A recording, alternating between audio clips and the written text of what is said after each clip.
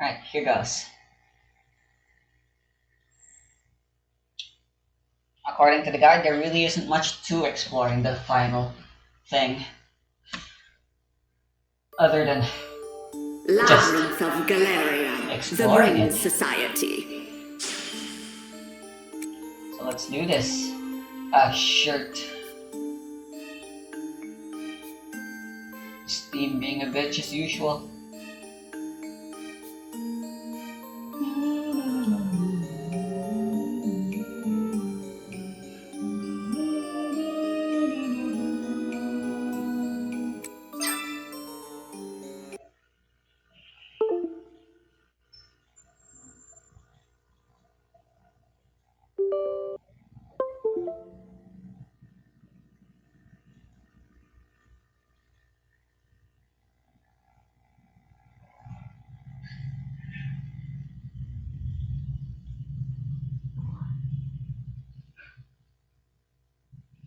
I can smell the tuna.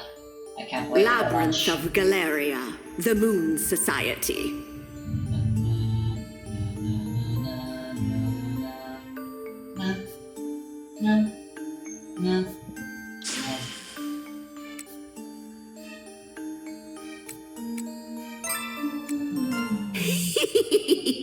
We've been expecting you. Now then, I wish you a safe journey.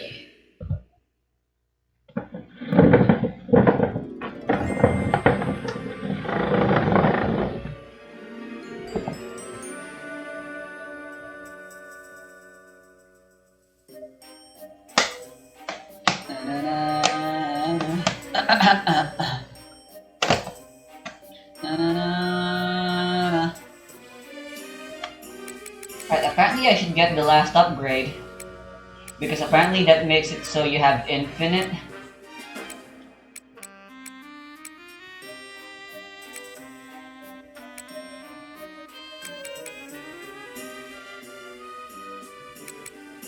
Just give infinite.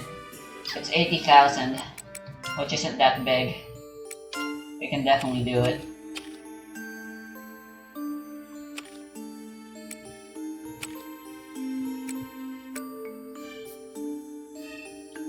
Considering we're so close to the end.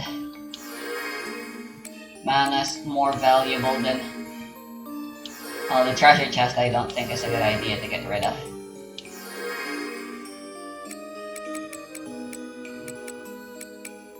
Guess it's a lot of money.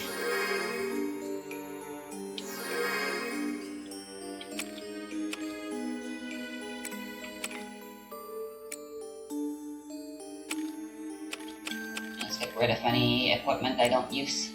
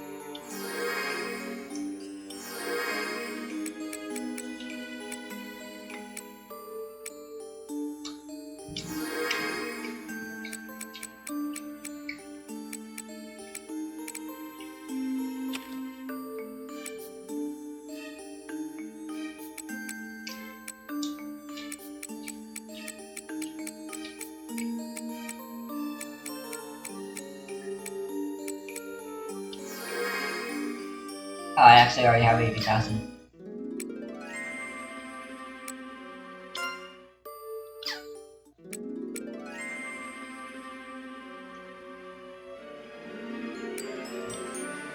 Who's running the general store now?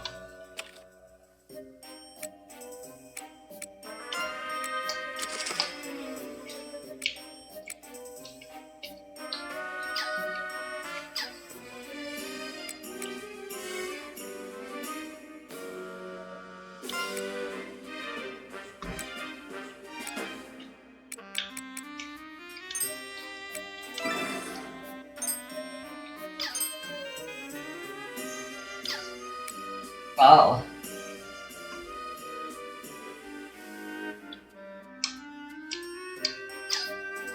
Yeah, I don't care about that. I can do this.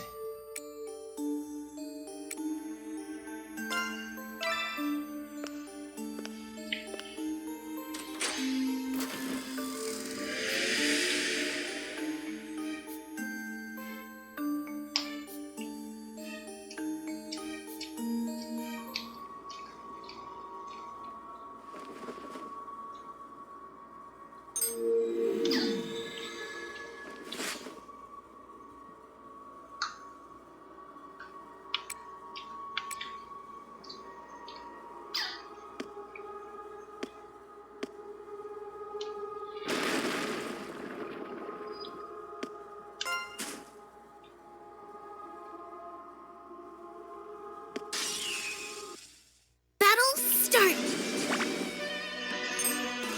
Ready for orders. Yeah.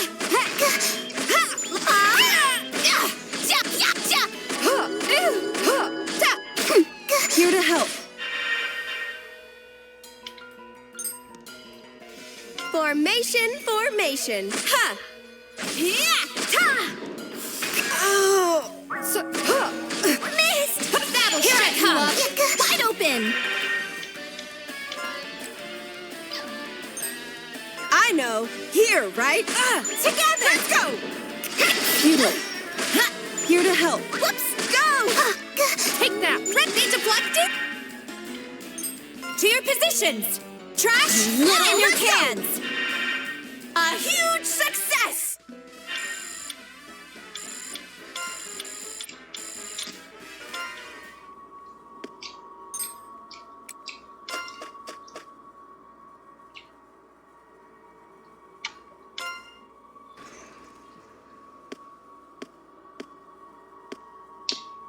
As well take the time to map this out.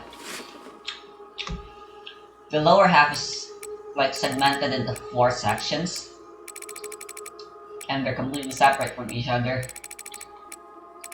So I guess this is the southwest section. Battle start! Time to aim and shoot! Ha! Ah! Let's go! Yeah! I'll cut you! Take that! Lido capture! Resonance combo! That's what I'd call certain victory. Oh man! Yeah! There's 4 staircases total. So embarrassing. I can check the map, but there's really Trash no need. in your cans! Yeah! The guide, I mean. A huge success! I'm just gonna 100% map this place. Oh, did I?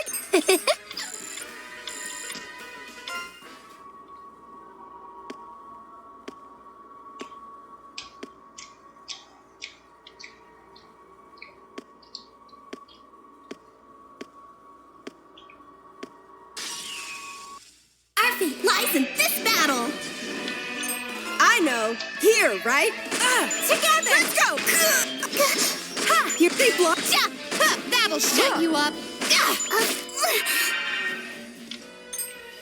I'll do my best. Let's go! Wide open! That'll Here to shut help. you up. Here I come! Here I come.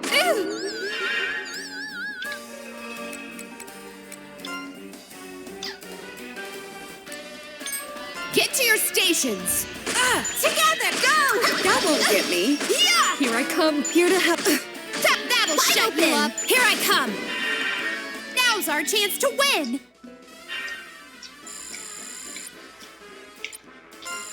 Oh, this is nice. This seems about right.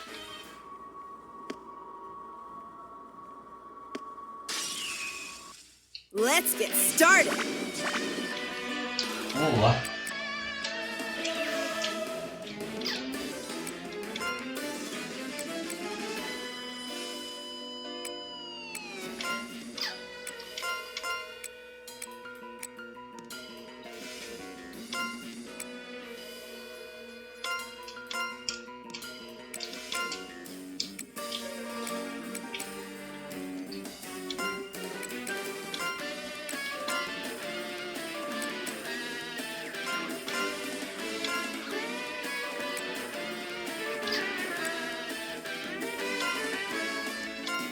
I'll do my best. Are you okay? Get back! No blocking this!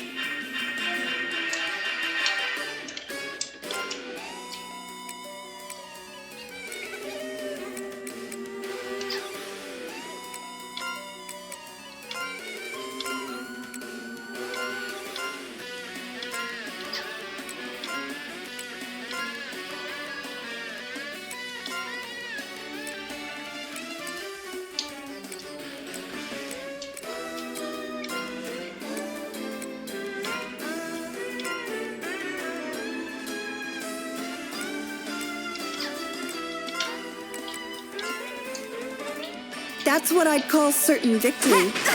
Resistance is futile! Here to help. Missed!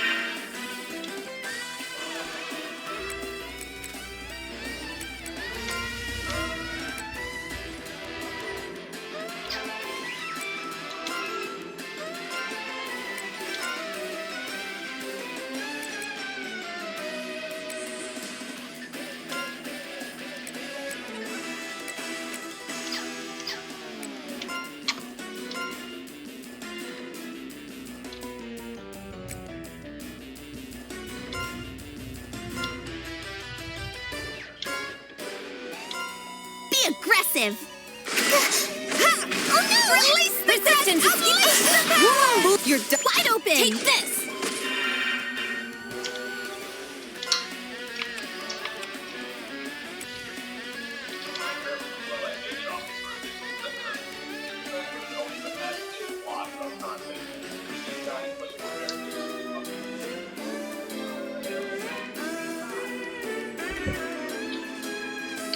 Product and opportunity provided by Nintendo. You see my face? That is the face of someone experiencing moment after moment of Super Mario Bros. Wonder. After viewing the initial trailer, I expected strange. But when Nintendo allowed me to play in a private closed-door preview event, left me constantly delighted, surprised even, and in some cases, completely overwhelmed with what Resistance is futile! hyperactive and jaunty adventure yet. This game, as Nintendo Web's were quickly informed us after the presentation took place, does not take place in the Mushroom Kingdom, but rather the Flower Kingdom. We watched the opening cutscene in which Mario and friends were greeted by Prince Florian. However, mid-welcome ceremony, Bowser, Kamek, and Bowser Jr. crash this cheery event. Bowser swoops in and seizes the kingdom's magical Wonder Flower, and an eerie green evil spreads across the land, imprisoning the keepers of the Wonder Seeds. So now, Mario and friends are off to do what's right. Restore the Wonder Flower, and hop, bop, and soar across the bevy of diverse courses. What? So, when I played the game, I got to play as Mario, Luigi, Peach, Daisy, Toad, Toadette, and 4 different colored Yoshis, and surprisingly, Nabbit again. 4 different colored Yoshis and Nabbit come with perks and drawbacks. The upside is that Yoshis can be ridden by any player, including Yoshis riding Yoshis. Yoshis and Nabbit also enjoy the luxury of being invincible, which makes them perfect for families or novices playing for the first time. The downside is that those 5 can power-ups, but not only any of their benefits. So apologies if you're looking forward to Elephant Yoshi. Along with other artwork, the visual design in Super Mario Bros. Wonder is brimming with color and whimsy. Every level I played didn't just feature a new gimmick, Now's our but chance a to whole win. host of new quirky anecdotes. Of course I have experience!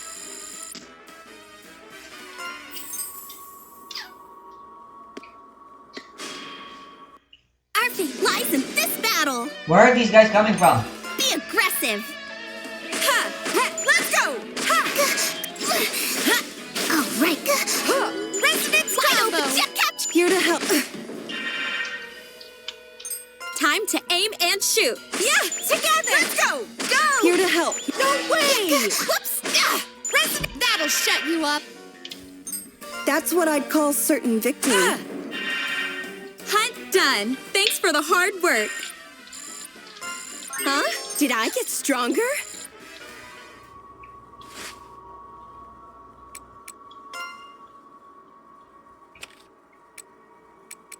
Maybe I should stench tonic.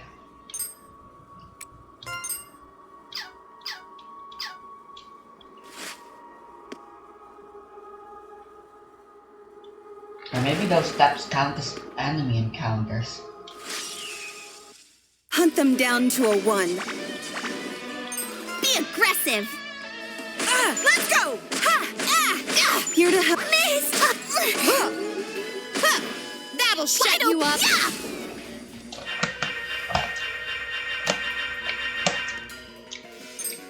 That's what I'd call certain victory. Oh man. Take that. Here I missed. Formation. Formation. Go! So embarrassing. What? I missed? A huge success!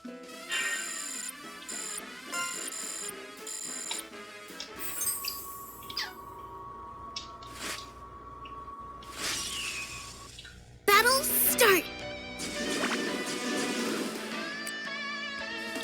Is that a line dance? Together! Let's go! Bullseye. Here I come. Resonance combo! Take that. Take that. Time to aim and shoot. Now! I'll follow. Yeah! Here to bull. Resonance combo! Get to your stations. Yeah! A huge success!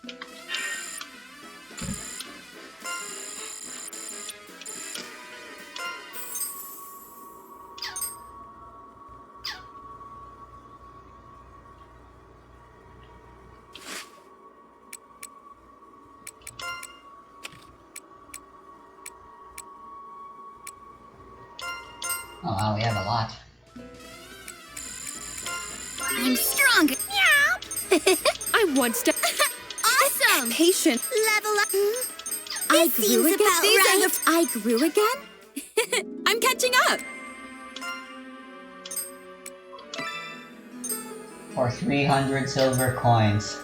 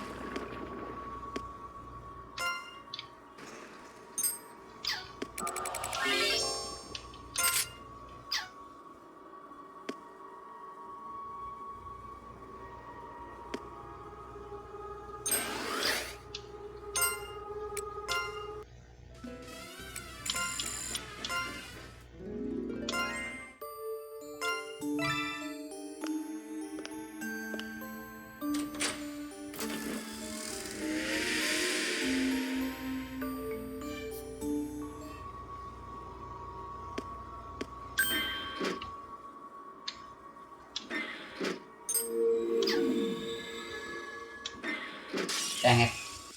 Our fate lies in this battle. Formation, formation. Ha! Ha! Let's go! Ha! Go! Here to help. Ja! That'll shut you up.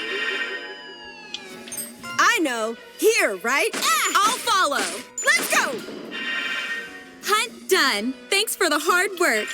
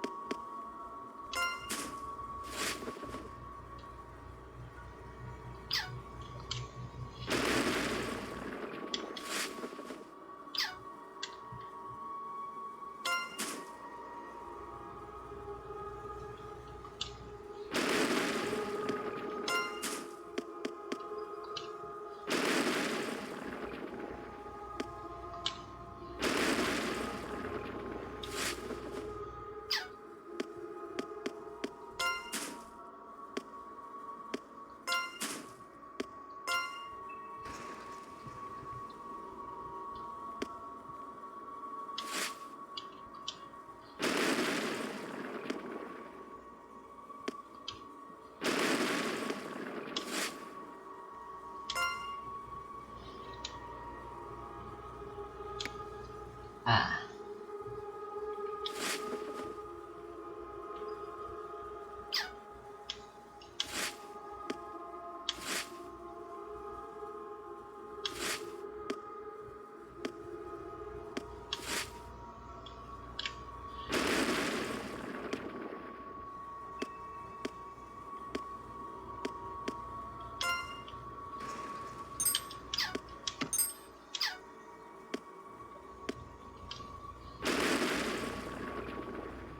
Oh, there's your switch.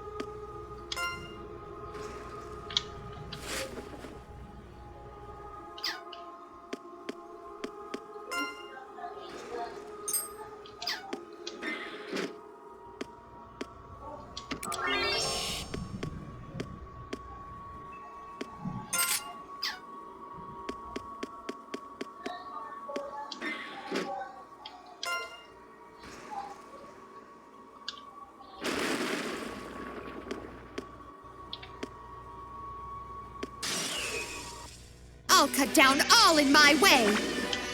Is that a line dance? Yeah, together! Here I come. Take that. Resonance combo! Let's go! Wide open. Ready for orders. Ha! Together! Let's go! Here to... You're done. Applaudissement. All according to plan.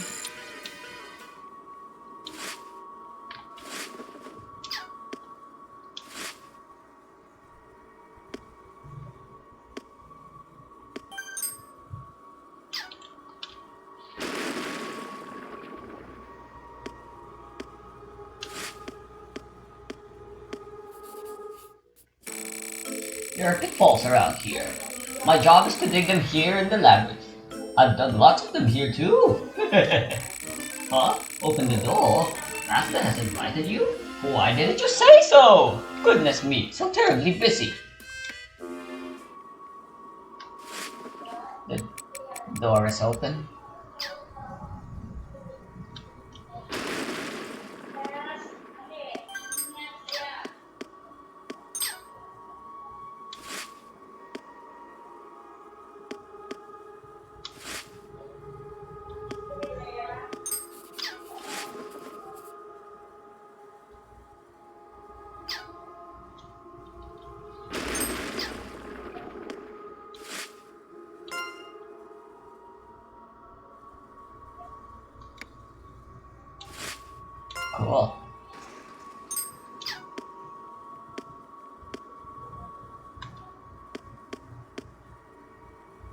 I can't believe this is the song for the final dungeon.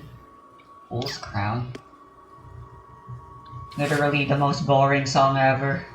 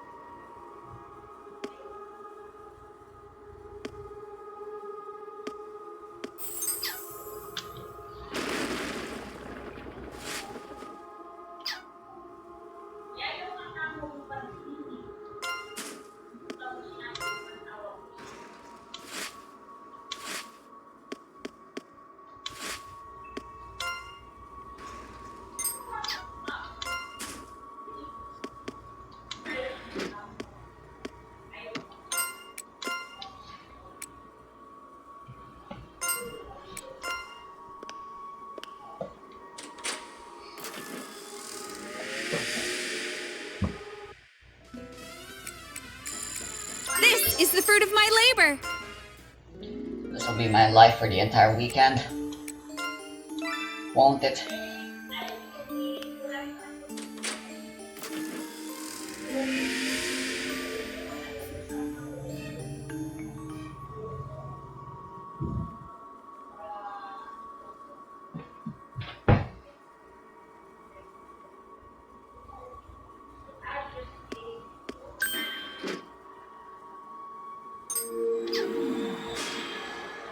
Hunt them down to a 1. Formation, formation. Yeah! Ha! Let's go! Ha! Wide open! What? Here I come. You're done for. I'll do my best. Yeah! Together! Yeah! Yeah!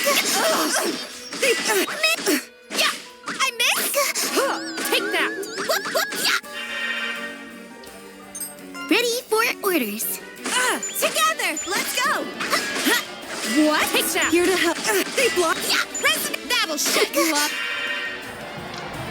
Be aggressive! Together! Hunt done. Thanks for the hard work. I'm one step closer to the top.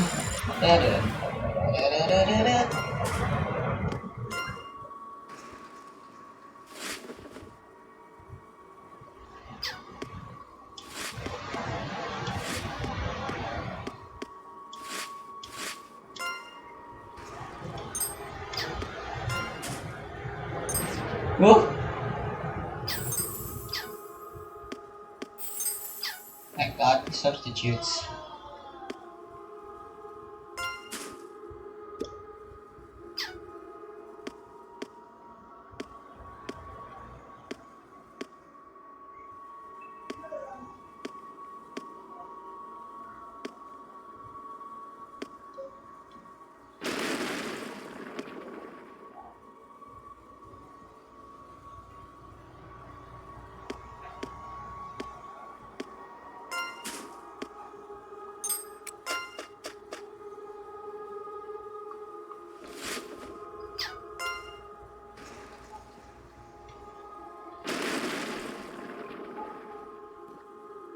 Are you kidding me?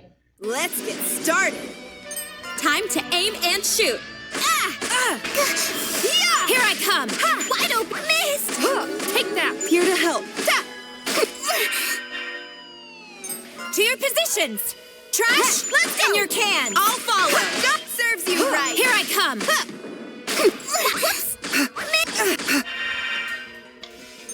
Time to aim and shoot.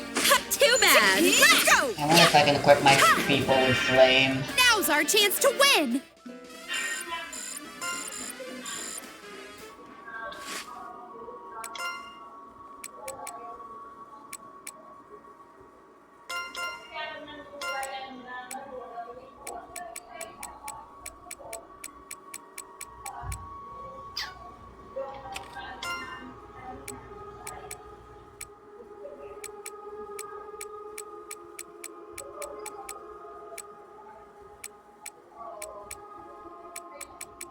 Hellhound lamp.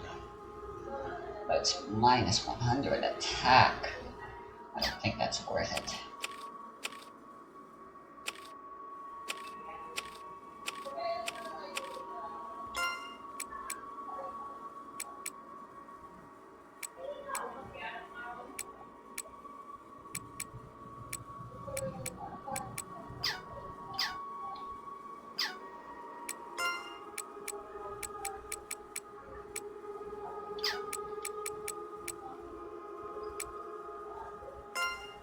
I guess Father's taking the stage.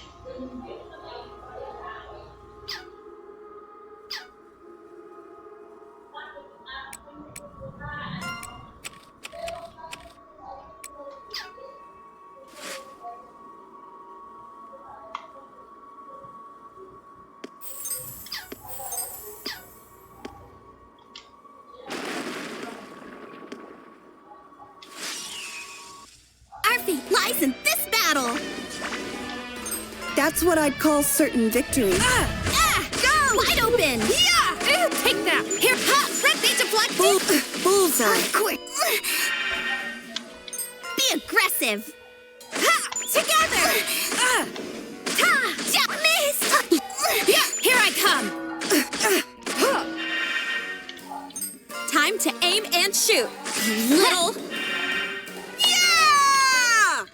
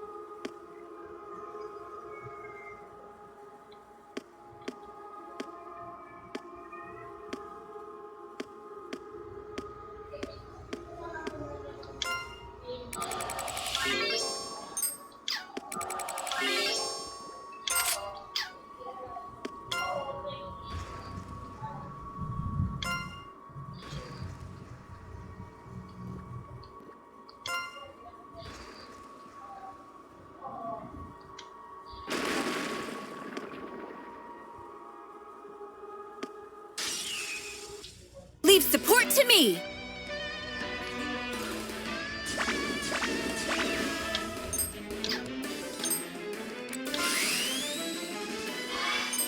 I know. Here, right? I'll follow! Let's go! Ta! Here to help. Here, pop! Ta! Ja! Is that a line dance? Ha! Let's go! All I did was fulfill my duty. This seems about right. Let's get started. Oh boy.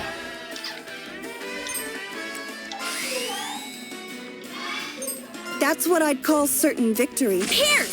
Yeah! Go! Here I take that! Ja! Here to help. Yeah! That won't get me. Futile.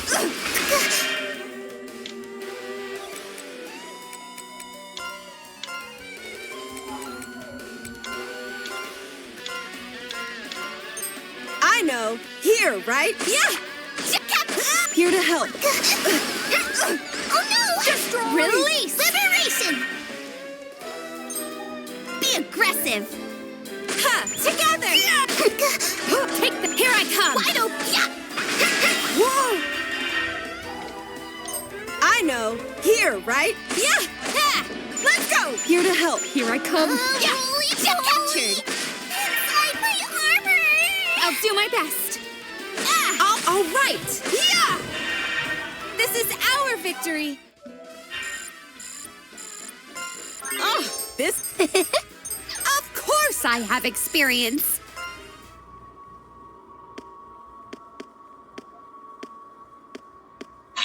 I was chasing down things like skedaddlers, dodging bull rushes. There's certainly a homogenized feel that comes from a series as established as Super Mario Bros., but none of the designs for the levels or characters felt bland in Super Mario Bros. Wonder during my playthrough event. The game's audio is fresh and jaunty while still retaining the franchise's musical elements. There are some rearranged melodies you'll certainly recognize, but the majority of tunes are uniquely their own. Where music may feel familiar though, Wonder completely disregards conventions with Mario's jump, now sounding like a mandolin's pluck. And ground pounds now have a fun drum roll and simple accent on impact. Tons of little musical trills pepper everywhere on your screen, and in multiplayer it can feel like you're a marching band of merriment with a whole host of power-ups. So in addition to the staple mushroom and fire flowers, of course, I finally got to play as Elephant Mario, who can smash through enemies with his trunk, as well as spray water. There's also the drill mushroom, which allowed Mario and friends to dig down below, but you can also jump from the bottom and go into the ceiling.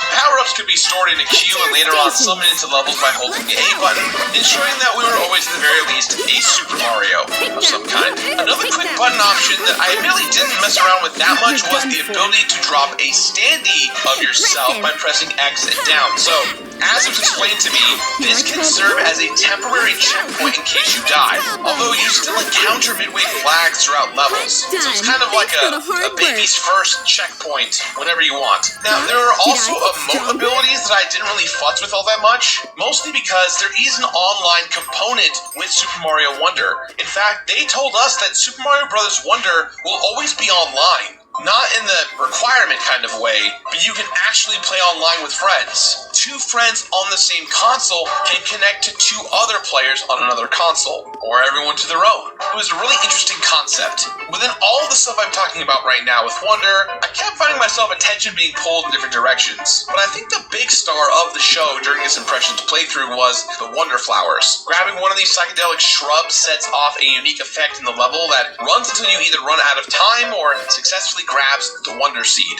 These sequences will undoubtedly set you back on your heels the first time you play a level. The world and circumstances around you shift in fantastical ways that were always a surprise. That was the thing I kept coming back to. I really wanted to see what the Wonder Flower would do in this stage or that stage. Pipes would bounce and crawl, I'd ride atop a never-ending stampede, or I'd balloon up and fly about in the sky. Beyond the Wonder Seed attached to each Wonder sequence, you're also rewarded with one more Wonder Seed if you hit the top of the flagpole at the end of every level. And if there are secret exits, which yes, there are, that means that there are more Wonder Seeds to collect. There are also, at least in the core levels that I played, 3 big purple coins to grab in each level. As a completionist, I'm certainly kind of worried about the number of Wonder Seeds total, as they seem to fluctuate from level to level, and that might spill over to all the other collectibles as well. The game was very good at clearly conveying what needed to be obtained in each level. Oh, and just to be clear, when playing with friends, unlike Super Mario 3D World, only one of you needs to touch the top of the flagpole to be awarded a Wonder Seed. Super Mario Wonder also has a new system called badges. Badges, which you can equip before loading into a single stage, are applied to the whole group of friends and allow for things like super high jumps and extra bounds in case you fall into a pit.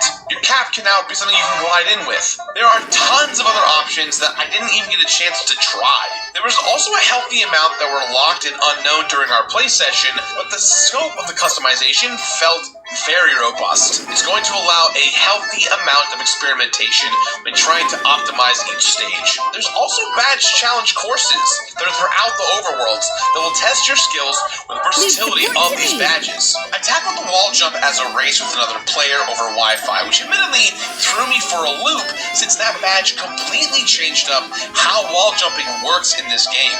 Nintendo did tell us that badge challenge courses are scattered across the Flower Kingdom in the hub world, and when walking around the map, we saw a few that seemed kind of enticing. When online, you can see ghosts of your friends playing through levels, tackling levels together, and even race through courses at top speeds. Now, looking at all this and thinking about my trip to New York, I really only got to play about an hour, but in this 1 hour, the sheer scope I saw for this game was pretty awesome. The creativity is staggering and, at points, overwhelming, as you never know what a Wonder Flower might do next, and what wildness awaits the following stage. So kind of wrapping things up here, am I excited for this game? Yes. Yes, I am. I was excited for it originally. I'm so honored to get a chance to play it early, and I hope you guys enjoyed the gameplay here that you saw today. Get to I your want to give a special stations. thank you to Andre from Blackbird Comedy for allowing me to borrow his footage, as I did record my own playthrough, but it got corrupted and ran at weird paces, and Andre let me use his footage instead, so thank you, Andre. In the end, I think everyone's going to love Super Mario Wonder. Obviously, we're still a couple of months away from playing the game, but from what I played, I have a lot of confidence here, and they're really going in on the multiplayer aspect of the game too.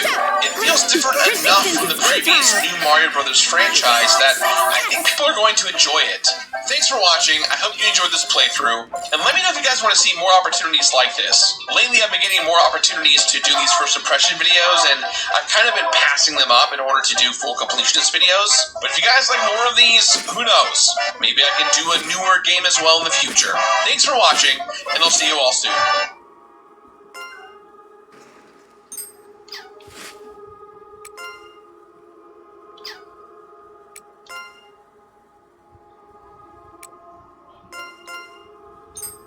Not done yet.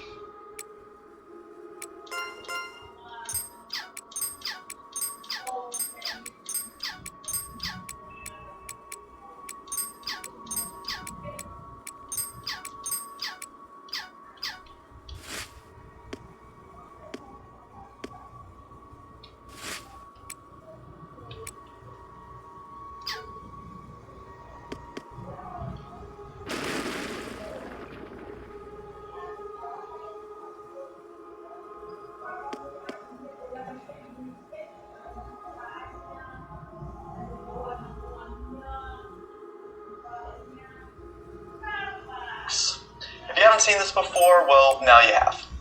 Then on top of that, we're going to graph the line just y equals x. Now, are these graphs the same? Of course not, but they do have some similarities. For one, they cross right at the origin, they share a point right here. And the line y equals x is also tangent to y equals sine of x. For those who don't know what that term is yet, don't even worry about it.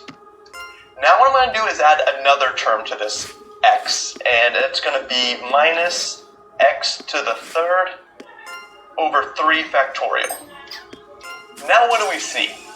These graphs are again not the same, but they're definitely more closely Time related. to aim and shoot. For those who have taken calculus, this blue curve here has the same point at x equals 0 as sine of x, but also the same Done. first, Thanks for the second, hard and work. third derivative of sine of x at x equals 0. Now let's add another term of x to the 5th divided by 5 factorial.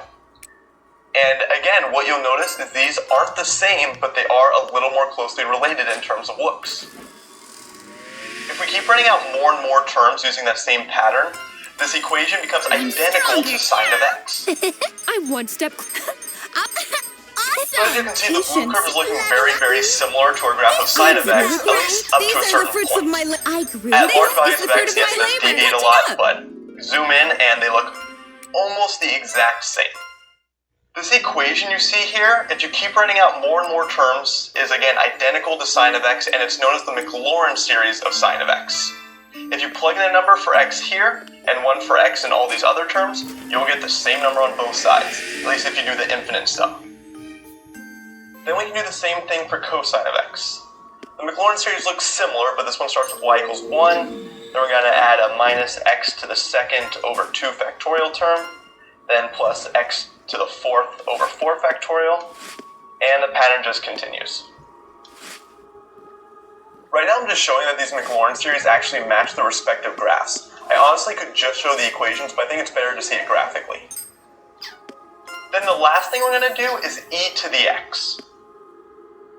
This Maclaurin series starts with 1, and then we add an x, then x to the second over 2 factorial, and again that pattern just continues.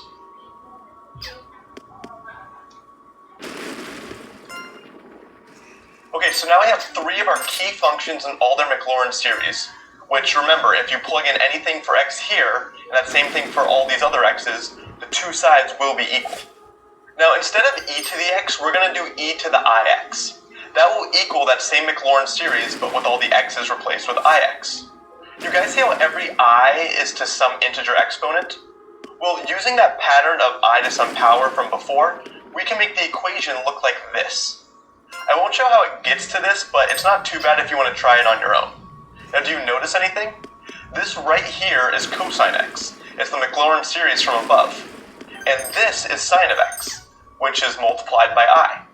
And thus we have e to the ix equals cosine of x plus I times sine of x, which is Euler's formula I showed before. And hey, if you put in pi for x here, here, and here, you get e to the pi times I equals cosine of pi plus I times sine of pi. Cosine of pi is negative 1. Shut you up. Sine of pi is 0, so that just goes away. I'll do my And we best. get that identity from before. I'll follow. So now you know where that comes from. And there's an overview of a proof for Euler's formula, but now why would we actually need to use this? Here I This come. example is going to be pretty much word for word identical to what I've done before, so if you have seen it, just skip to this part of the video. So to put simply, the basics of why complex numbers are important is phase, as in the phase of a trig function. The only difference between these two functions is their phase, or basically a left or right shift when looking at a graph. So embarrassing. Now, if you've taken any trig, you may be thinking, wait, I've done phase before and it does not require using imaginary numbers. The phase just tells you how offset the graph will be, which is correct. But what happens when you want to add two trig functions of different phases? Now complex numbers come in. The question is why? Well, let's put up Euler's formula again. Now let's plug in something like t plus 15 for x. Then we have e to the I times t plus 15 degrees equals cosine of those same terms plus I times sine of those same terms. So look at that. The real part of this is just this, a normal looking cosine function with some phase offset. Now, if we want to add that to another cosine function with the same frequency but different phase, then we can just rewrite that using Euler's formula, and the part we want to add is again also the real part. So essentially, if you add these up here and take the real part of it, you would find what these two added up are, which is what I said we wanted to do. So if I just rewrite this as adding the exponential parts you see on the left, what I can do is distribute the I to both of the terms. Then we have an exponent with two separate terms separated by addition, meaning if you remember your rules of exponents, you can separate that into multiplication, each with e as the base and the two separate components in each of the exponents. You can do that for the other one as well, and since they both have an e to the it here, you can factor that out, and the inside is something you can solve using Euler's formula, but just plugging in numbers now. E to the I times 15 is cosine of 15 plus I times sine of 15, or 0.966 plus I times 0.259. It's just Euler's formula with an actual number now, and we can do that with a calculator. Then e to the 50i is about 0.643 plus I times 0.766. Add those up and we get 1.069 plus 1.025i. Now, I'm not going to show how I get this next part, but I can turn this back into an exponential, which is 1.908 e to the 32.5i. If you don't believe this, just use Euler's formula again, and you'll see you can go from this to this. Okay, let's take a sec to just review where we are for those who are lost. The original question was, what does this simplify to? That's it. That's all we are doing right now. Trying to turn this into one term. Using Euler's formula, we show that the original question is the same as the real part of this. That's what we really want, just the real part. The part that does not have an I multiplied by it. If that can be expressed as one term, we'll have our answer. Then this last part was just solving for the e to the 50i plus e to the 15i, so we can get a simplified answer there.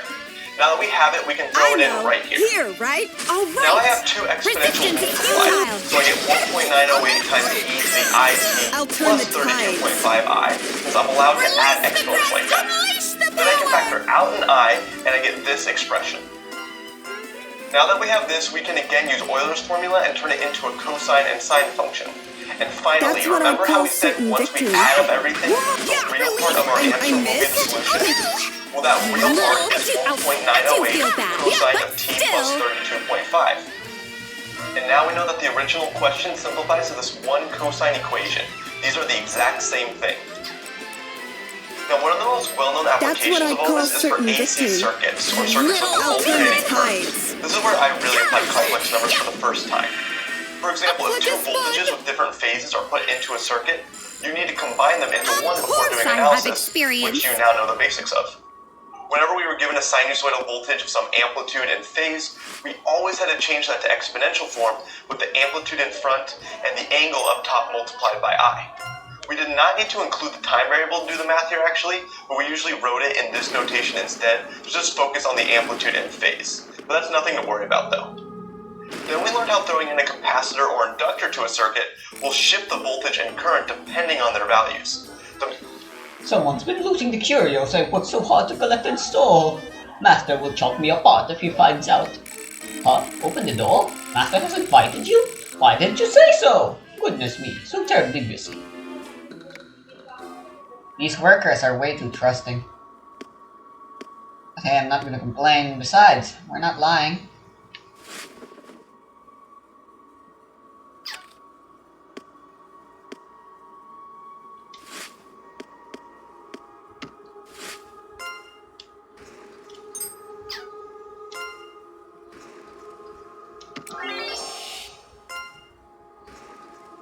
Math represent that as all complex numbers. Inductors and capacitors have something called impedance, sort of like resistance for a resistor, but impedance also tells us how the voltage and current will be shifted, not just reduced. An inductor might have an impedance of 10I. Yes, it is represented by an imaginary number, and you'll see why. 10I is the same as 10e to the I times 90 degrees. If you don't see how this is true, just use Euler's formula, which I'll put here if you just want to pause the video. To find current in a circuit, you just do voltage over impedance. You'd write both of those in exponential form where the voltage has an amplitude of 20 and a phase offset of 30 degrees in this case. And then we of course know the inductor's impedance, which goes down here. Then you solve this with some basic algebra and subtract the exponents to get negative 60 degrees up top, then simply divide the coefficients to get 2 in front. You can then turn this into its real component, which is all we cared about, and we have the current in this way too simplistic circuit is 2 cosine of t minus 60 degrees, which gets a different phase compared to the input voltage, and that's why we use imaginary numbers to determine shifts in these circuits. Time to aim Before I show and a few more shoot. applications, hopefully you're seeing something. Nothing in the real world is really quantified by imaginary numbers. What I mean by that is there's not 5 I amps of current flowing through your electronics. It's all real numbers like 10 amps, 2 volts, and all that. These complex numbers simply make the math work to manipulate equations and simplify the process as we need. That's it. You cannot physically hold or measure I of anything. Moving on to some more applications, one topic I've talked about many times is the Fourier transform, which basically says any function can be made up of a bunch of sine and cosine functions added up. This is the main thing I learned about my first signals class, because when looking at a messy signal, if you can break it up into the frequencies that make it up, aka the frequencies of those cosine and sine functions, you can do much more to analyze it and manipulate it for the purposes of audio processing, speech recognition, radar, etc. And the equation for the Fourier transform can be shown here, and in it you'll see an imaginary number that most likely looks very similar to that EIX we've been seeing. Now, sort of a random example that I'm going to tie to physics, let's say we have a function that is very narrow with this one spike. The Fourier transform of this would be mostly a sinusoidal function. Don't even worry about how or why. For those who know the Dirac delta function, that's really what I'm going for while avoiding having to explain it. Now, in quantum mechanics, as you may know from my physics video, you do not know the position and velocity of a particle at the same time. There's uncertainty to it. The more you know about one, the less you know about the other. Well, mathematically, this graph might represent a wave function describing the position of a particle. It's localized and shows that we have a very well-defined position here. Not much uncertainty. The Fourier transform is a non-localized function oscillating up and down, which reveals a velocity, or really momentum, that is not well-defined. I can accurately determine one thing, and therefore am uncertain about the other. And now you know a little about the math behind that as well, although this is way oversimplified. If you watch the MIT lectures on quantum mechanics, you would see imaginary numbers come up in lectures 3, and 4, and 5, 6, 7, and you get the idea. It's everywhere in quantum mechanics. Here I come. Take Now, that. like I said, imaginary numbers come up a good amount in control theory, which is based on mechanical, aerospace, or electrical engineering, and mechatronics majors, just to name a few. So For example, embarrassing. these are two graphs taken from my controls I'll class do my textbook. best. See that J right here labeling the y-axis? That's just I, the imaginary unit. Electrical engineers use J instead of I because I is typically used for current. Impressive. On this spot, they actually label the imaginary axis, though. Victory! These X's and zeros and where they're located on the real and imaginary axes tell us things like the stability of the system, for example, and how certain parameters change with respect to individual components of the control system. These control systems are found in rockets, fighter jets, robots, autonomous vehicles, and more, but I'm not going to go into any more technical detail than that. And before I end this video, I just want to note that you don't need imaginary numbers for these real-world applications. They just help make things simpler. Leonard Euler, who was alive during the 1700s, made a lot of progress on our understanding of complex numbers.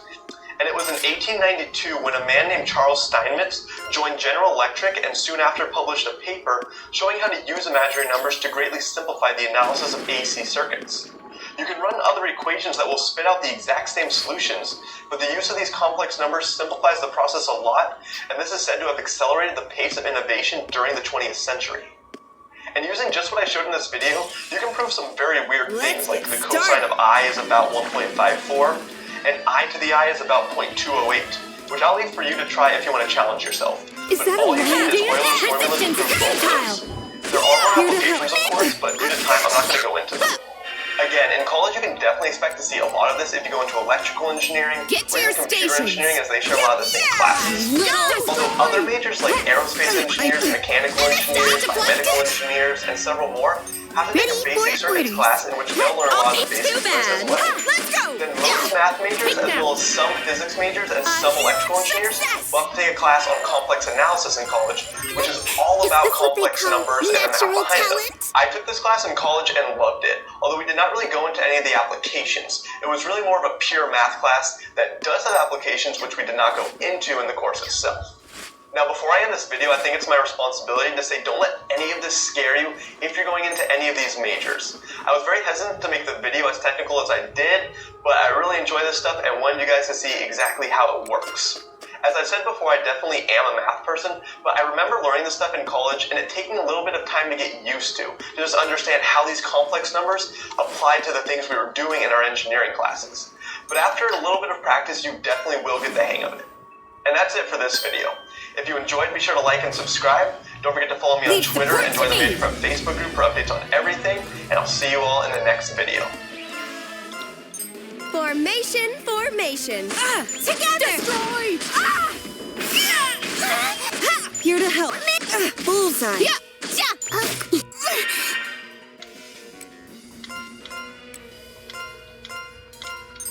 Time to aim and shoot. Resistance is futile.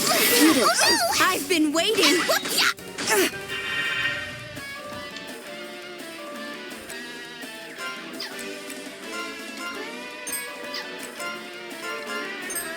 I'll do my best. Let's go together. That won't get me. What? I'll step on you.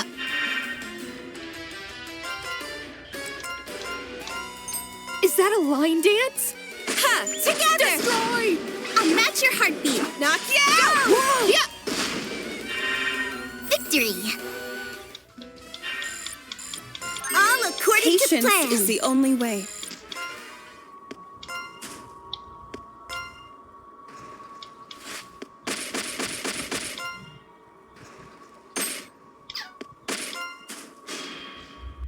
Let's start the hunt.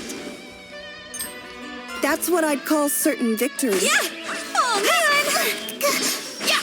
Go! Wow, are you tired of hearing about this game yet? Because I'm not. This Take that. amazing piece of work is making me happy to be alive, Get to and I'm your so stations. glad that it's being well received. Together. Single player with optional multiplayer that even is going to have split screen co-op. Ja. Mom. Oh, no!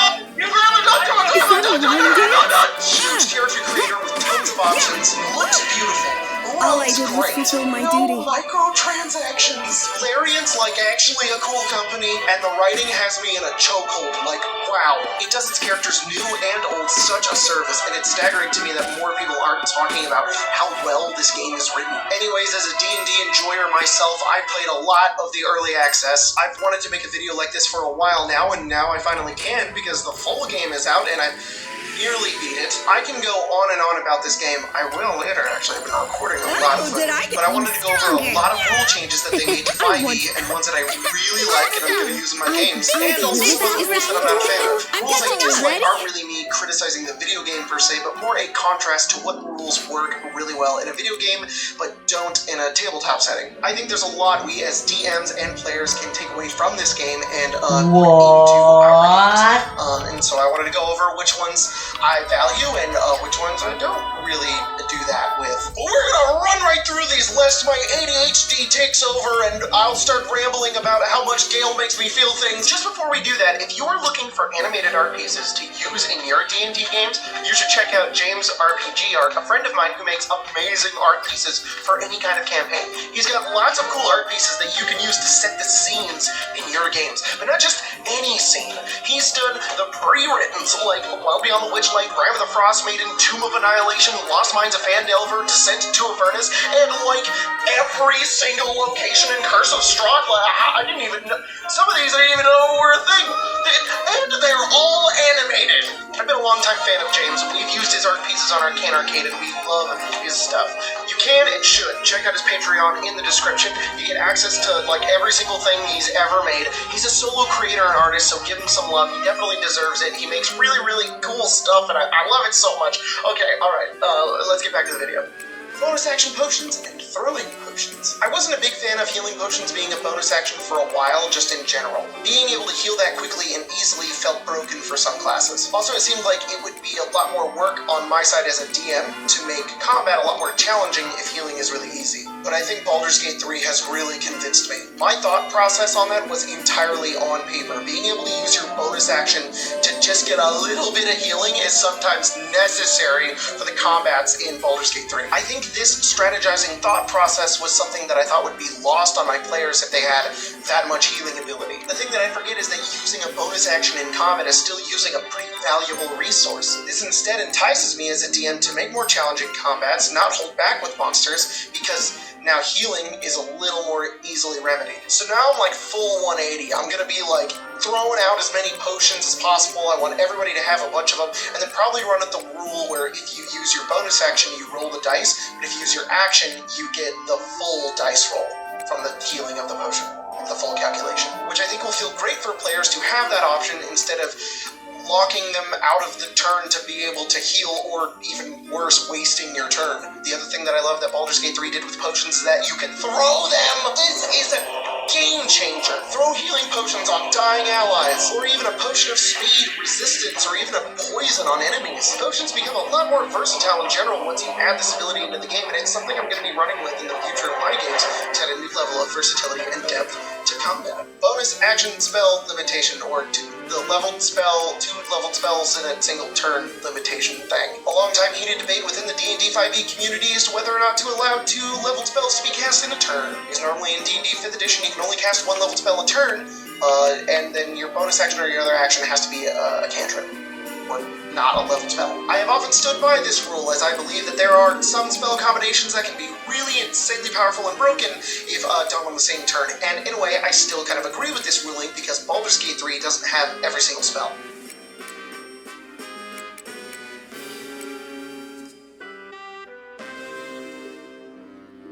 Oh, and now that I'm getting ahead of myself here, Baldur's Gate 3 doesn't have this limitation. You can cast as many leveled spells a turn as you can if you want to. And in Baldur's Gate 3, from among the list of spells that are a bonus action, it ain't that broken. If anything, it's a really cool combo of spells that you can trigger off. It makes you really feel like a spell slinger when you're Misty Stepping into a Burning Hands, or Misty Stepping into a Spiritual Guardians. That spell is really broken and I'm not going to get into it. I think in my games what I'm going to do is change the text of certain bonus action spells like Misty Step, where it basically overrides that rule. That way we can still have the overall rule, just in case there is some broken combo in there that I'm not thinking of currently at the moment, but allowing for some spells to have that freedom beyond the limit, because it's cool and fun, and I think it's neat. This is my favorite way to track food and water now. In Baldur's Gate 3, you don't get a full rest unless you consume a bunch of camp supplies like food and water and other stuff. Tracking survival and hunger and dehydration is something I feel like a lot of people don't do in their games. It's a real hassle. I totally get it, because I've done it in my games. Sometimes we start with it and then we forget about it and then we just don't run with it, and it's annoying. But tracking it at the end of the day, right before you do a long rest, I think removes that hassle. Now you don't have to think about when you ate, or when you're supposed to, or how much you're supposed to, or how many levels of exhaustion you're supposed to have, and how many hours it's been since the last time that you did it, and when does it overlap, and when do you have to make the save, or the one inevitable player character who runs out of rations and then everybody else has to share with them, so then they just buy like a bunch, and oh god. Instead of any of that, you just, right before a long rest, you compile what you've got in the party camp supplies, and then you just do it, and my ring just flew off my hand. It's gone. Now you don't have to track that anymore. I think I'd alter a little bit from the video game, though, to make a little bit more sense in the tabletop version. I'd add up how much the party needs per day, food and water-wise. So if the party's like 4 players, 5 players, 6 players, it can differentiate. And then we'd assign a score to it, or we can do pounds or gallons or whatever, but round that all up to like equal a single number. And then right before you long, or like when everybody's going, we're going to long rest, do you have all the supplies that you need? Or the way I want to do it is like, I'll keep track of their party supply stuff, and then whenever they go to long rest, I say, okay, you can long rest because you can use all this food. But your party can do it too if they'd rather do it themselves. That's totally fine too. So I sometimes like to go into my Baldur's Gate 3 camp supplies, and I'm like, we're having soup, and we're having bread, and we're having potatoes. But I think it would be fun for like the ranger or the druid player character who wants to hunt, maybe more the ranger, or any player character who wants to hunt, and you can be like, okay, you find like 10, 20 camp supply. And then create food and water actually becomes like a super useful spell. And then if you don't meet the requirement, you can do one of 2 methods. You can do it like the video game where you don't get a full long rest, and instead you get half of all of your per long rest abilities back. So like half your spell slots, half your per long rest abilities, and then also half your hit points. Or you can do levels of exhaustion, which is where, you know, that works too. Or you could do both, and you could let each player pick which one they want, so they can either take a level of exhaustion or get half of their stuff back. And that's always fun to give them the choice of like, do you want a level of exhaustion, or do you want this instead? And the way I'm going to do it is I'm going to run with the 1 D&D exhaustion rule, which is my favorite way to do exhaustion, which is it's not 1 to 6, and 6 is death, and each level has a random thing. Instead, it's a -1 to all of your rolls. Based on how many levels of exhaustion you have. So if you have 1, then it's -1, then if you have 2, it's -2, and if you get to 10, you die. And that's a really easy way to track it, and, you know, players don't want to have minuses to their D20 rolls, or do they? But, I mean, most of the time it's probably not going to happen, because the players aren't going to be able to... Players want a long rest. Players want to be able to do that, so just gives a reason to be able to, like, have food and water in the game, and to be able to spend resources on that and spells and stuff. I really like it. I think it's a fun way to do it. Unless a mummy shows up and runs all their food, and they can't long rest. The silence spell. This is not even a new ruling. This is just an observation.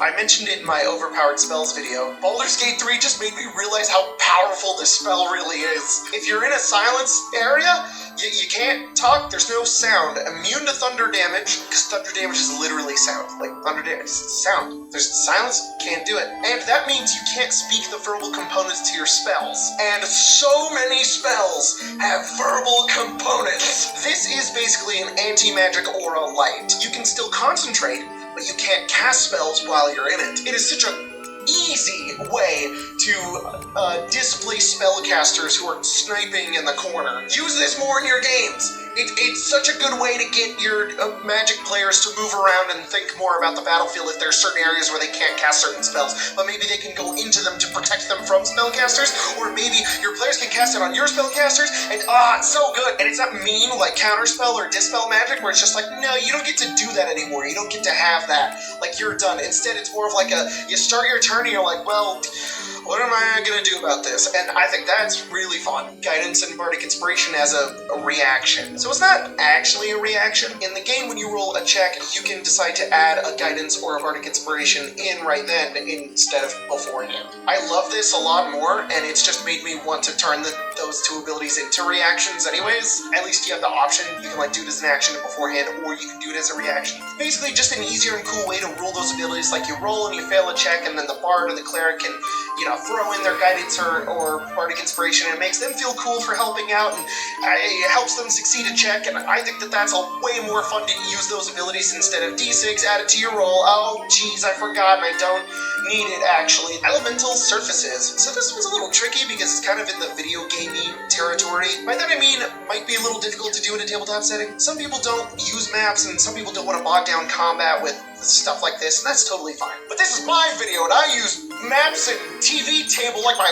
life is on the line, so you bet your bugbear booty I'm gonna be throwing acid areas down the ground that reduce your AC temporarily, or fire's gonna spread, and when you walk through it, you take damage, or there's gonna be water and electricity like lights the whole thing, or if there's ice that turns it back into water, you can use fire to turn ice into water, which you could use for the electricity, or you could put out fire with water or ice, and the ice can be slippery, or you can have grease that's slippery and explosive. That's so fun to me. It makes combat feel super dynamic, and your spells feel really catastrophic, and there's so much more thought that can go into the game and what can happen in a combat. Oh, I love it. But I don't want my fireball to just like burn everything nearby. Like, the spell doesn't say that, and it's kind of annoying because you can like destroy loot or important stuff, and it's a spell, it's magic, I don't really want it to do that. Well, I like that there's consequences for your actions, Oppenheimer, and it also gives value to taking spells like Create Water, Sleet Storm, or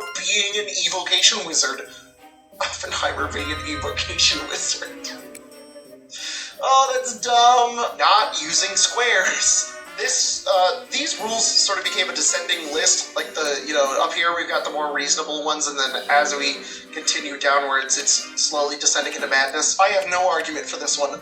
I just hate squares. Hexes are a little better, but it's still so limiting.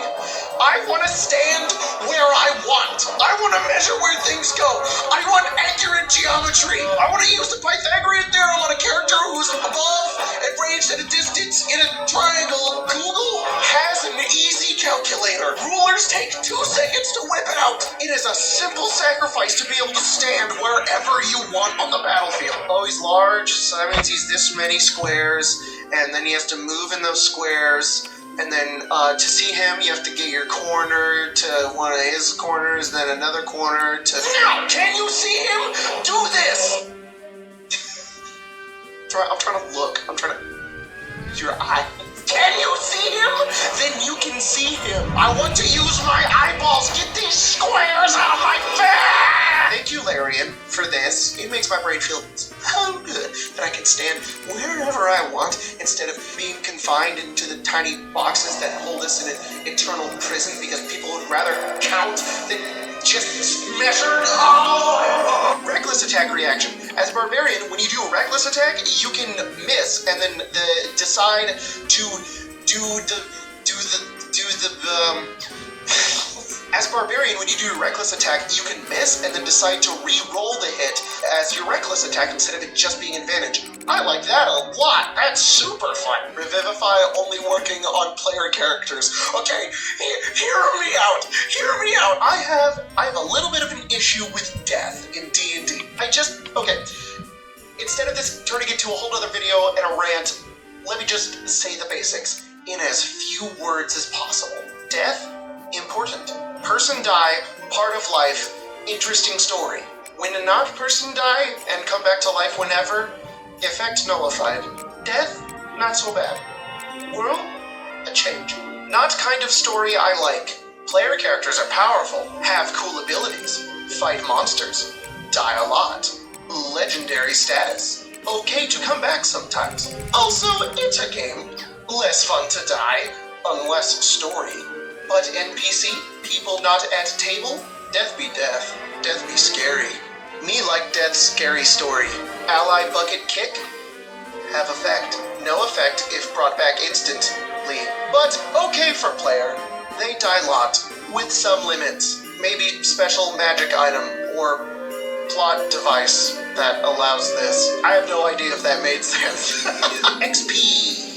Contrary to popular belief, I like XP a lot. Milestone, I guess, is just easy easier, so we use it more. But as a player, I love receiving XP, and as a DM, I love giving out XP as a reward. I just don't like how it's rewarded in 5e. Baldur's Gate 3, you get XP from fighting monsters, but it is not whatever the CR is or anything. Instead, there's more of a focus and placement on story. Defeating an enemy that was powerful or a major player gets you a lot of XP, leading it to sort of feel a little more like Milestone, but with all the fun of XP. So you get a little number, and you get to put it into the amount that you have, and you get to watch a little bar tick up, and you know when to expect your next level up, instead of the average Milestone game where players are begging their DM for level up at the end of every session, because they have no idea when it's going to happen. Or the DM will tell them during certain story moments when it's going to happen, so the players ignore everything else around them and just focus on the story because they know that's when the level up is. Instead, you just give little bits of XP so they know that it's gonna happen soon, and doing stories and side quests and other stuff like that is gonna give them XP. And I love hearing XP over do we level. So yeah, I don't have any hard or fast rules for this. I just think that XP is more fun if you just relate it around not fighting monsters and challenge rating, which is ridiculous. But, you know, to each their own. Do whatever you want to do. Inspiration. This is a small one, but I just really like that the game tells you how you can get inspiration with some of the various characters. I think this is something that you can do as a DM when you're unsure to award it. Maybe in session 0, with each character, you can work out 2 or 3 triggers that can be Let's start the hunt. Inspiration to them, like doing a good act or witnessing some insane magic or cheating somebody out of their possessions. This is a wacky idea, but you can also do a thing where you can have like 12 for each character, and then each session you can roll randomly on which inspiration trigger it is for the game, and then whenever they do it, that's when they get the inspiration. And they can be pretty vague, but then the player doesn't know what it is like for the game session, which in a way motivates them to act in character a little more without trying to hoard, Jones for the inspiration at any given character moment. Or it'd just be like me and I'd just forget and be surprised and be like, oh, cool. I understand. I did my character thing. Help action. Use help action in Baldur's Gate 3 to get players and characters back up and saving throws. I like this rule. Same with the potion thing. You can basically spend your whole turn getting an ally up for beating down without healing. It's a nice option at least. I also like to run the dying condition. Go watch my stun video where you're, basically not unconscious. You still get like a mini action. I think in my future games I'm just going to be giving players like magic items or like a plot relevant item of some kind that, explains why they can not die, and maybe Revivify only works on them like a tadpole of some kind, like in Baldur's Gate 3. But it basically explains all of these things and why they're different than like the average person. But, I'm just throwing ideas out there. Blinded is pretty neat in Baldur's Gate 3 because it's not that you can't see at all, it's that you can only see out to like 5 feet. So you can still do some of your need to see abilities, but you have to be like really, really close in order to do it, which I think is kind of fun. And it's also a little realistic because you can always like flap your arms around. Like that's always something you can do as your character. Short rest, HP, just boom, done. I don't know what to call this one. Whenever my players short rest, I think I'm gonna do away with like the decreasing hit dice rule because it takes forever. Instead, what I think I'm gonna do is have like calculations ready for whatever their hit dice is, and whenever they take a short rest, I will just roll it. Just go boop and be like, you heal this, you heal this, you heal this, you heal this. Factor in their constitution modifiers, factor in Song of Rest or anything like that. That way we can have more of a focus on what they're getting back on that short rest rather than rolling all those hit dice back and forth. I just love that in Baldur's Gate 3 you just go boop and they're healed and it's done, and it's so easy and nice. Things I dislike, and I don't know if not really dislike, just don't think will work very well in a tabletop setting. 2 short rests. Okay, so at first this was something that I really liked. I liked the idea of limiting how many short rests you could have in a game. It would work in tandem with the not taking away hit dice rule. Plus, it would get around the party constantly short resting and getting materials and spell slots back. But as I thought about it more, the base D&D rules already have a pretty good limitation. You need an uninterrupted hour, and that's something you don't need in the video game. And an uninterrupted hour, in my opinion, is a pretty good limitation. Having the players think in a manner of time rather than the amount of resources they can spend, because they already have a billion of those anyways, is a lot more interesting to me. Plus, short rests allow for fun RP moments. So yeah, this was just one of the rules that I saw, and I was just like, ooh, I should, maybe not. Maybe that's a video game thing. Bonus action shove jump. This is a weird one. In the video game, it costs your bonus action to jump or shove, which I think is neat for the video game because there are some characters and classes that don't do a whole lot with their bonus action, and having this option lets them have more options on their turn. On the other hand, in D&D, it kinda costs nothing to do those things. Shoving uses your attack action, which means you could use it with an extra attack, and jumping is limited to your movement. In the video game, they give you a lot more freedom with jumping because the whole run and jump thing I think is really weird to try and incorporate into the game, but D&D's current limit I think is really good. Plus, it is really weird to have your rogue use a cutting action to dash and then be unable to jump because jump is only your bonus action. Actions are really weird in D&D, and that's why action points or the 3-action system in Pathfinder 2e is far superior and way better and a lot more fun and gives players a lot more options and freedom within combat to be able to do whatever they want. Counter Charm. Larian, why did you keep Counter Charm the same? It's so bad, and you kept it bad, and you made frightening worse. There's so much charm and frighten in the game, and Counter Charm sucks. What? Frighten. At first I was like, oh, Frighten's kind of cool. Instead of making it so you can't, like, you have to run away, or you can't, you just can't move at all.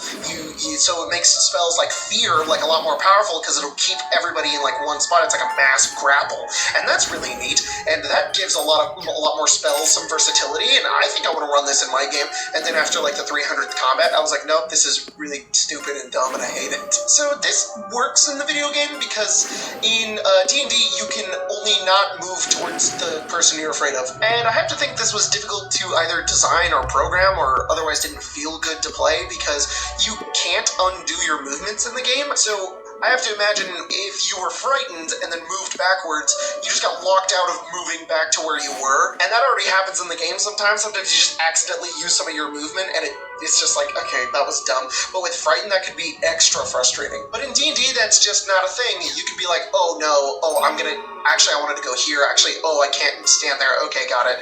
And your movement is already impeded. Plus, in D&D, maybe you don't want to move away from the source of your fear, and you just want to stay there, and that's already going to happen in the game. And with normal Frighten, like in D&D, you just have the option instead, and that's better. More options, good. Alright, that's pretty much it. I'm sure I'm going to have a lot more that I'm going to want to say in the future as I get through my second and third playthrough of the game and eventually ramble off topic in my other videos and just it all circles back into Baldur's Gate 3. But for now, this is how this game put a lot of rules and game mechanics from 5th edition D&D into perspective for me, and how I'm going to possibly change how those rules and spells and abilities and things work. Can't wait to try out some of these new ones. This area. Mage Hand is once for short rest. It's a cantrip. What?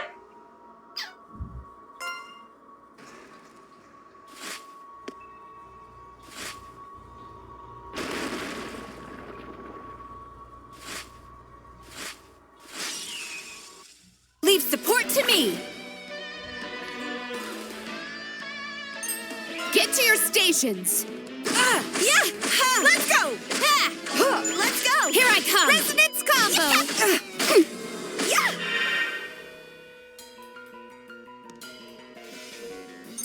I understand. I'll follow! Yeah!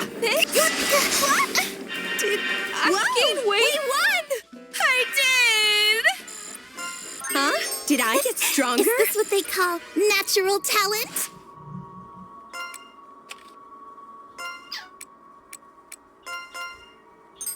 Send me to the front.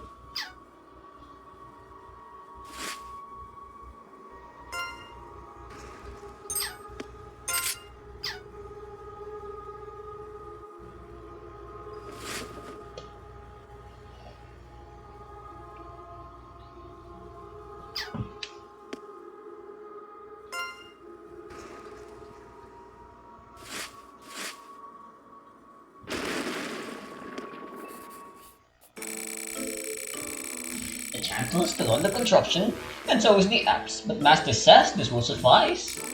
We cannot disobey our master, otherwise we'll be chopped into pieces. Many guardians have suffered that fate. What? Open the door, Master has invited you?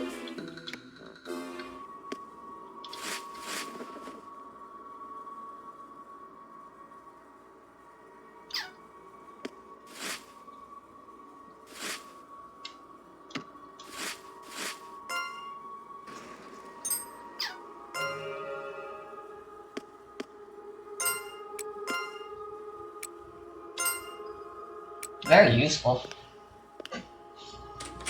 I should have been using this more.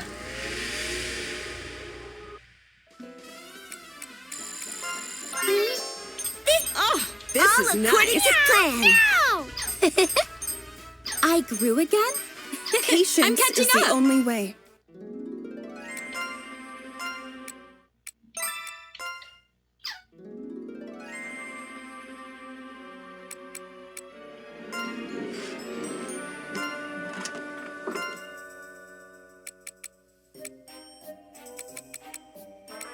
Times instead of 4 times, which does make a difference when a Pokemon has base 105 HP and 100 defenses across the board. It gets bulkier too, yeah, as if all the rest of them have. You basically have everything good about being a flying type and none of the downsides. And there are a lot of good things about being a flying type. Exactly. It would just be basically, yeah, and then the fact you can Focus Sash, Lumberry to set up on Thunderwave, which there was a plethora of in the Ubers tier.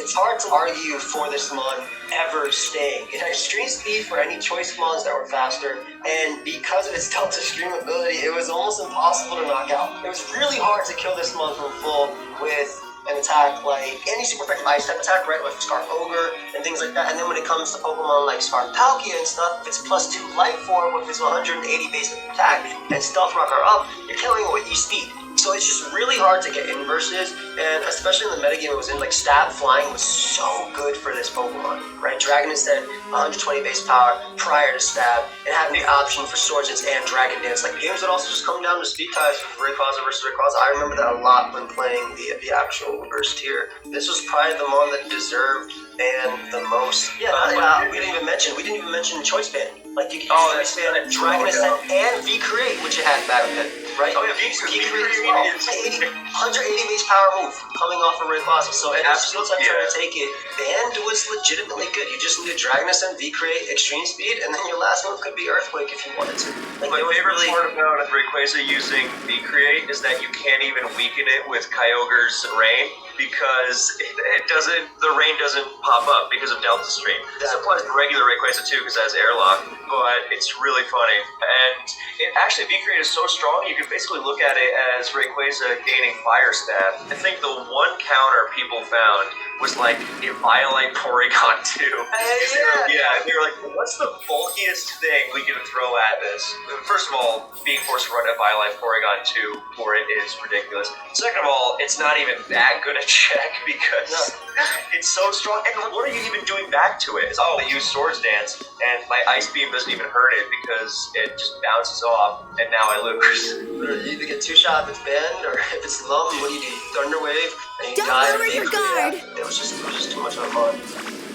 Just to let me know what exactly happened with Arceus. When Gen 4 was the current gen that the simulator used, that was the form for the community who made the rules to play on, that simulator could not implement Arceus correctly because Arceus in Gen 4 is released at level 100, and the only way you can give it EVs are through items like protein and calcium, and so you can only give it 100 EVs max.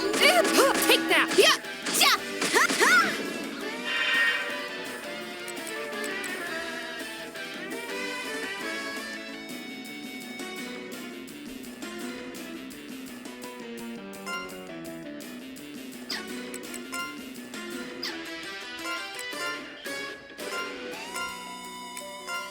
Stat, and in Shoddy Battle, the program couldn't implement that correctly. They just never played with Arceus, and it was also released.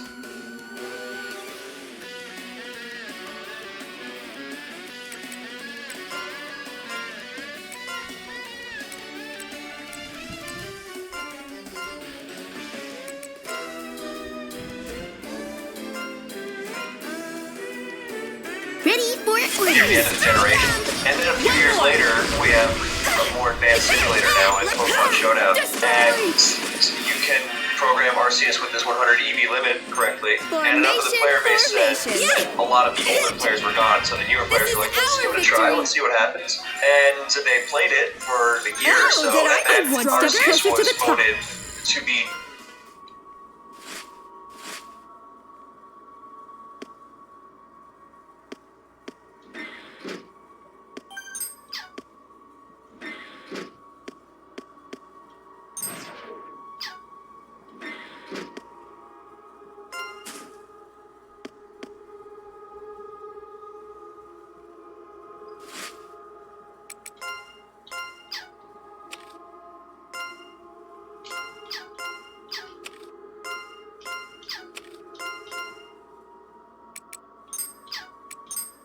too much. It started out as, it was called Farcius because it couldn't be programmed incorrectly, but it just wasn't part of the game by a sort of freak occurrence. And then it literally wound up getting the Mega Rayquaza treatment and getting banned. Before Mega Rayquaza in Gen 6, then banning something from Ubers was unthinkable. But you had clauses and stuff, like sleep clause and such, but not actually banning Pokemon. But in Gen 4, at the time of this Arceus unban and then reban in Gen 4 was after Mega Rayquaza, because it kept getting played after the fact. I remember playing the Zacian Crown metagame, and I remember thinking, this is really dumb. And I also remember thinking, this should not be in the tier, and I cannot understand why it has lasted as long as it has, because it's so clearly absurd. You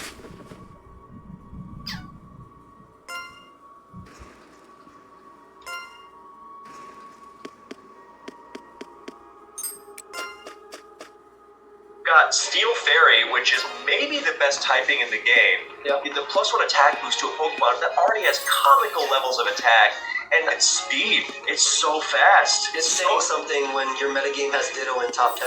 It's like, it's so bad. You're throwing like Quagsire and Tangrowth at it. Quagsire had to always recover, and then even Zacian, which is the freest switch ever for literally everything.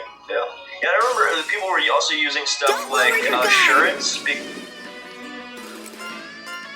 it does double damage, so if rocks are up, then Quagsire actually gets destroyed.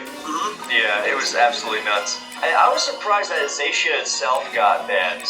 Not that it's that surprising, because it is still insanely fast and strong. Oh, that was the other thing. I understand. That it's so fast, it doesn't need to run anywhere near max speed. Yeah, you can for speed ties, but if you prefer to handle it in other ways, then you get to invest in its bulk more, and it's also insanely bulky with amazing typing. So even if you do manage to withstand his hits, which is already a kind of ridiculous proposition, then you can't even kill it back. It's so if it was this strong and this fast, I could at least understand if it wasn't, you could hit it hard, but now you can't. Like earthquakes, like bounce off of it. It's comical. Yeah, you also gotta remember the regularization could run a choice band, right? It can also run Swords Dance. It didn't have the initial power of that Zacian, of Zacian Crown, right? 170 versus 130, but if I put a choice band on there, first I'm getting my Intrepid Sword every single time I switch in. To your position! The way it works is that choice band raises your attack stat itself. It doesn't apply a +1 boost. So the +1 is going off of that boosted attack stat. It's not going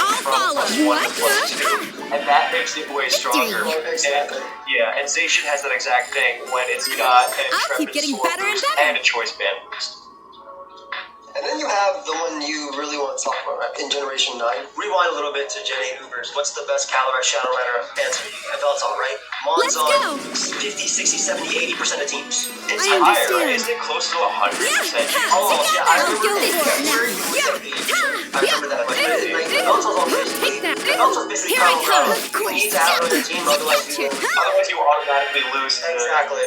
I'll do my best. It's funny because it's like the most extreme example, and these kinds of Pokemon that were completely helpless against Dark type. They don't have so much as a power bug or something. They are completely stonewalled by Darks, but they are still insanely broken. Because even if he only does have a Dark type, it's just a matter of time until that thing dies, Thanks for the hard I work. destroy literally everything else. I think what you're getting at is that in Gen 9 you have terrestrialization, and suddenly it's, oh, now they do have a way past dark types. Yeah, and even then, because of both Eveltal and in this case also Holo, which was a decent check as well, to Calyrex, we're both not in the tier.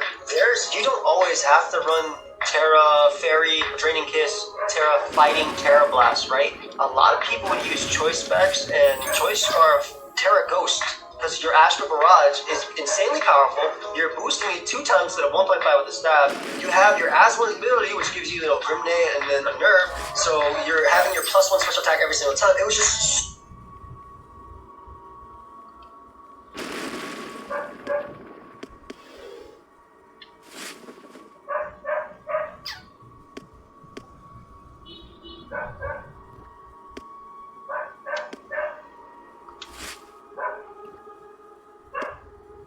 so easy to snowball with this Pokemon when you don't have the max Spadef that is Eveltal. Even then, Eveltal would boost to it now, obviously, as well, because of Terra.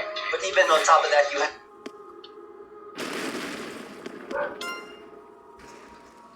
have substitute, substitute sets as well if you really wanted to. But the biggest things were Choice Scarf, Choice Specs, people using Focus Sash, totally and unnecessary. Astral It Barrage does make things more convenient, but even just level 3 is the set I like the most was simply Astral Barrage, Trick, Psychic, or Side Shock, depending, and Nasty Plot. Because if I found an opportunity to be able to set up with it, I could win. Then you would put it with Focus Sash, you would put it with your choice items, and just straight up, it was literally the most influential Pokemon. Right, the kind of connective tissue between this and the Zacians and Mega Rayquaza is that they do literally do that thing that people expect of Ubers, which is that they outspeed and automatically... Give me a choice.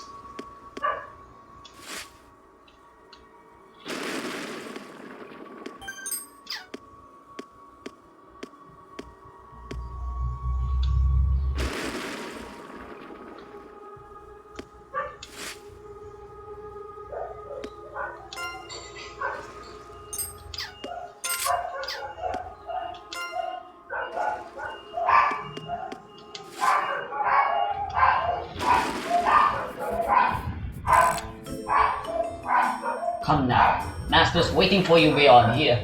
You better hurry, or you'll get destroyed. Master is a very impatient person. Open the door. I'd forgotten. You should have reminded me. Huh.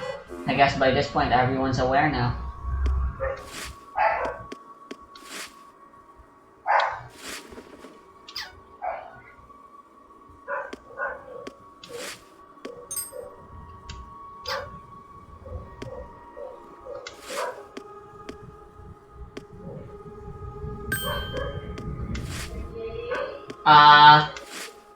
Okay.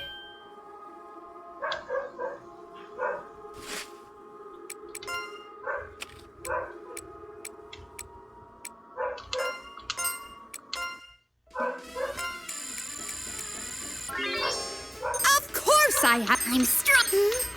This seems about right. I grew it. These are the fruit. I grew again. Level up. I'm catching up. What they call natural talent.